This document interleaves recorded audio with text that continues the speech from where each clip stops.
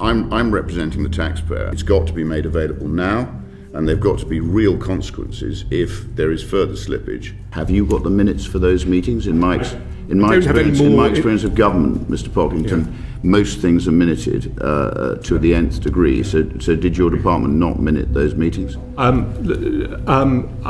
What data do you hold, basically, on the correlation between foreign nationals and medical malpractice taking place within the NHS? Yes, James, I was listening to your introduction. You talked about missing data. What is the definition of missing data?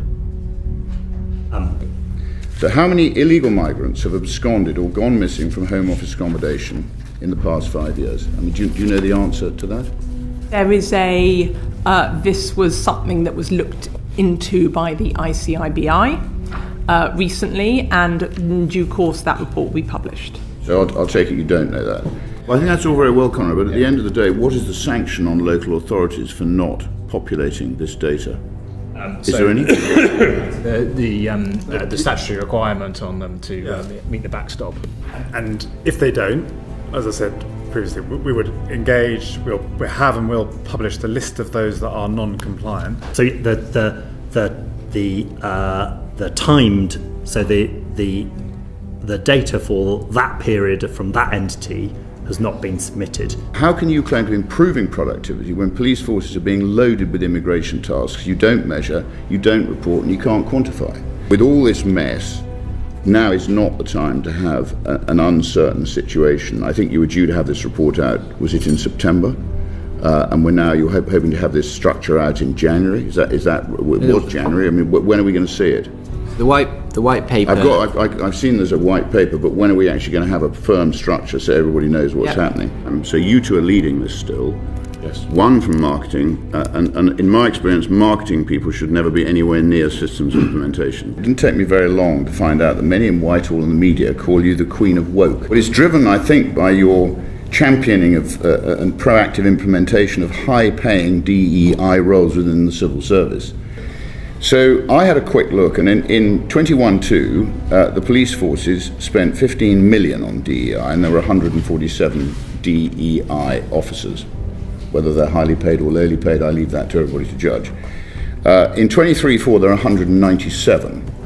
So the DEI virus is growing within the police force. There are very safe systems for people to speak up, and they do not suffer any harm as a result of doing so through our freedom to speak up system. Clearly these people don't agree. Well, I think, so I wouldn't want to be considered part of a wokerati, but I mean, we are very animated about issues around inequalities and so on. You must look at all this data.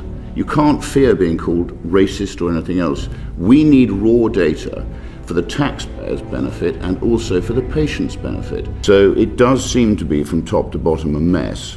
I read of procurement errors, I read of a lack of planning, I read of a lack of expertise. The Ofwat is dysfunctional, I think the DEFRA is dysfunctional, I think the Environment Agency is dysfunctional. So put them all together, you end up with one big mess. Of 407 local authorities that should have submitted audited information into the WGA, 167 or 41% didn't submit data at all. A further 55% or 224 submitted data based on unaudited accounts.